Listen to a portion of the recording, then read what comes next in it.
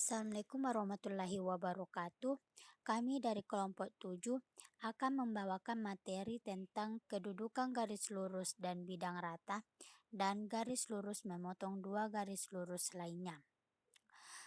Adapun pemateri pertama yaitu Putri Sasmita, saya sendiri, kedua Rahmat Rizal Diramli, ketiga Handayani Ammase, dan terakhir Asisul Jabbar Mansur.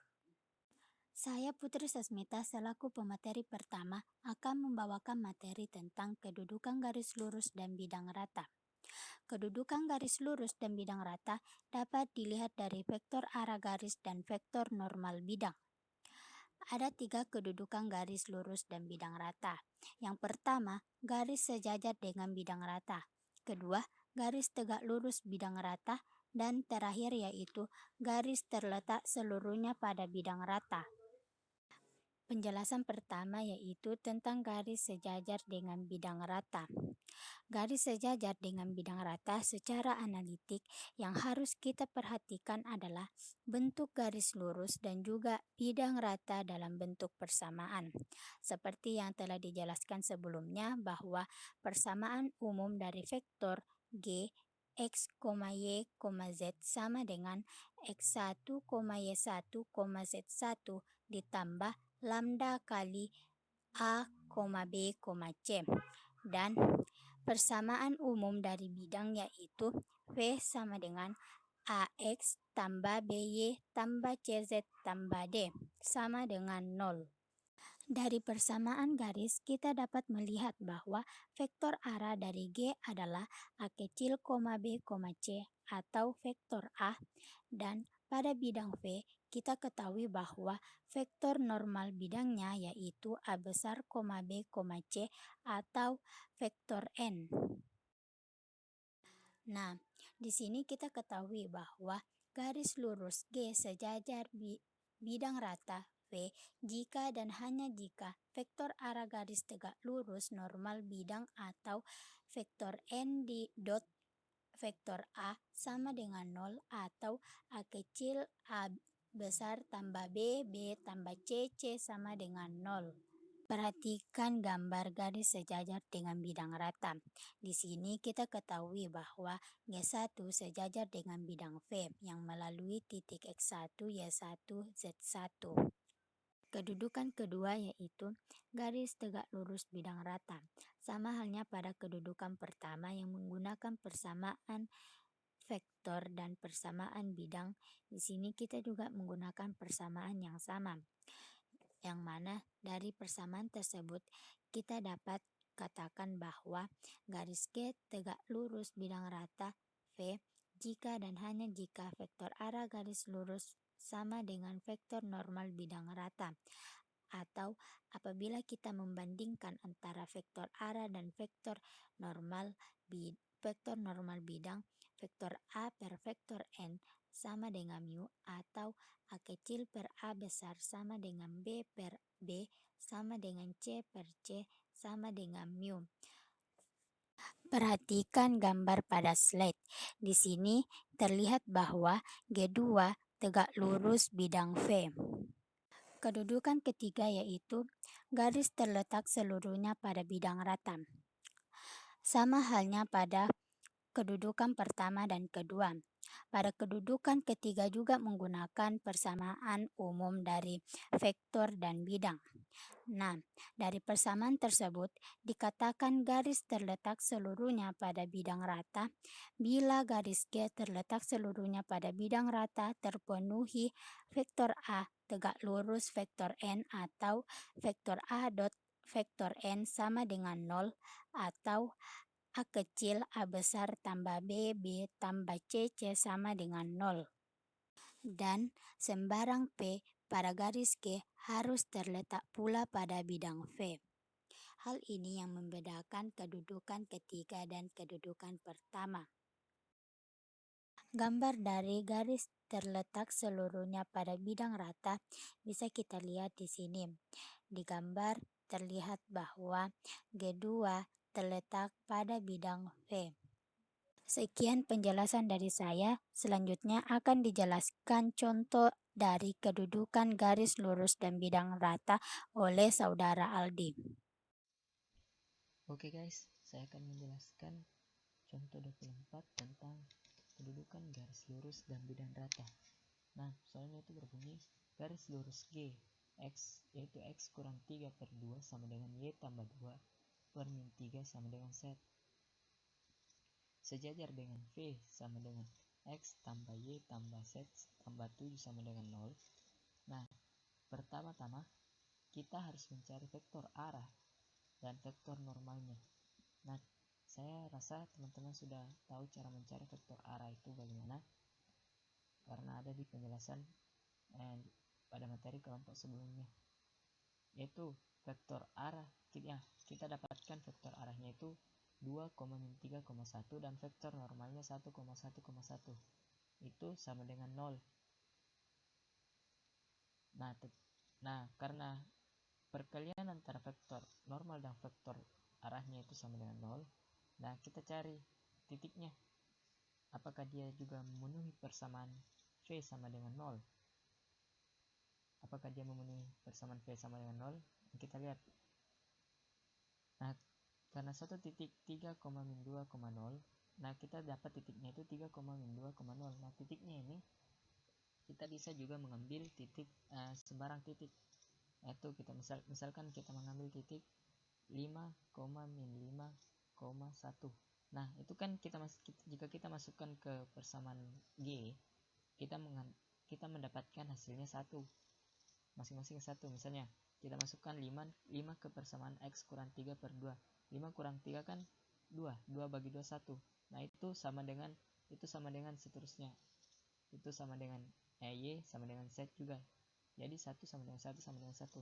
Nah, mengapa kita hanya mengambil satu titik? Karena G terletak pada garis lurus dan itu letaknya sejajar. Jadi kita cuma perlu membuktikan satu titik. Nah, kita coba buktikan apakah G ini terletak pada V dan memenuhi syarat V sama dengan 0. Kita masukkan titik 3,-2,0. Nah, kita masukkan ke persamaan V. Jadi kita masukkan 3 kurang 2 tambah 0 tambah 7. Nah, itu kan hasilnya 8 ya. Nah, 8 itu tidak sama dengan 0. Jadi dapat disimpulkan bahwa G tidak terletak pada V.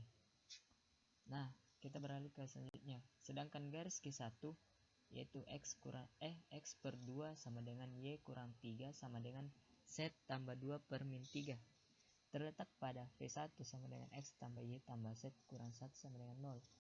Nah, seperti soal sebelumnya, kita mencari vektor arah dan vektor normalnya. Nah, karena vektor arahnya itu 2,-3,1 dan vektor normalnya 1,1,1, dan jika dikalikan itu sama dengan 0. Dan titiknya kita mendapatkan sama seperti sebelumnya, cara mencari titiknya itu 0,3,-2. Nah, pada G1 ini memenuhi persamaan V sama dengan 0, V1 sama dengan 0. Kita coba cek. Kita masukkan titiknya 0,3,2 ke persamaan V1 sama dengan X tambah Y tambah Z kurang 1 sama dengan 0. Nah, kita coba buktikan, yaitu kita masukkan 0 tambah 3 kurang 2 kurang 1. Nah, itu kan sama dengan 0. Jadi dapat disimpulkan bahwa G1 ini terletak pada V1.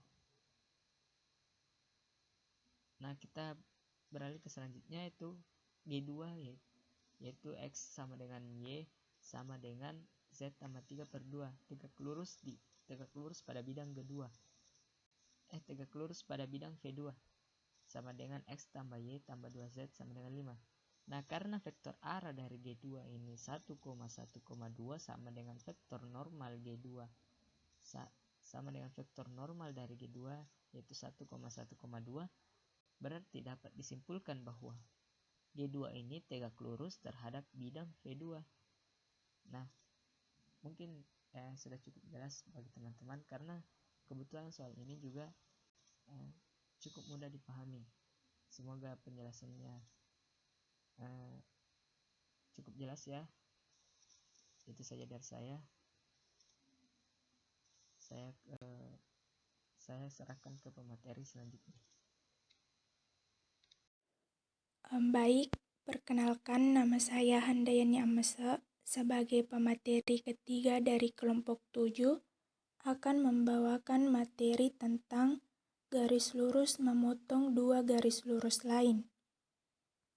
Jika terdapat G1 adalah V1 sama dengan 0 dan terdapat G2 adalah V1 sama dengan 0 sama dengan U2, maka persamaan umum dari garis lurus G yang memotong G1 dan G2 adalah V1 ditambah lambda V2 sama dengan 0 sama dengan U1 ditambah mu U2.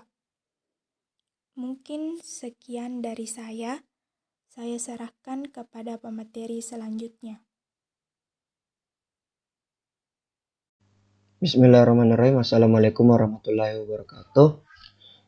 Perkenalkan, saya Azizul Jabbar Mansur. Saya dari kelompok 7 akan melanjutkan pembahasan tentang yang dijelaskan oleh teman kelompok kami, yaitu garis lurus memotong dua garis lurus lain yang tadi teman-teman telah dapatkan persamaan umumnya. Nah, di sini saya akan memberikan contoh garis lurus memotong dua garis lurus lain. Teman-teman bisa melihat contoh dari ini, tentukan persamaan garis lurus. Nah, jadi kita ingin persamaan garis lurus, ada di sini tipe sedikit, persamaan garis lurus yang melalui titik. Nah, di sini kita ada titik 2,-1,1. Nah, di sini kita memiliki G1 yaitu 2x tambah y kurang 4 sama dengan 0. Y tambah z, 2z juga sama dengan 0. Nah, ini kita memisalkan hal ini sebagai V1 dan ini V2. Nah, di sini kita memiliki juga G2 yaitu x tambah 3z kurang 4 sama dengan 4 dan 2x tambah 5z sama dengan 8. Nah, ini kita memisalkan hal ini U1 dan U2-nya. Nah, teman-teman, seperti teman-teman yang tonton tadi, semoga teman-teman tidak men-skip video dari Handayani. Nah, persamaan umumnya itu yaitu V1 tambah lambda V2 sama dengan 0 sama dengan U1 tambah mu U2.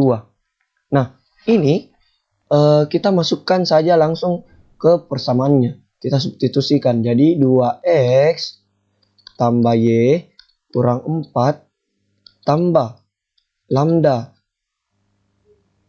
dalam kurung V2-nya apa tadi? Y tambah 2z. Nah, ini sama dengan 0. Pertama kita mengerjakan dulu ininya agar kita mudah ke depannya ya. 2. Nah, kembali dulu. Kita memperhatikan kembali ke titik yang telah diberikan. Ini kita memisalkan x, ini kan x, ini y, ini z. X, y, z.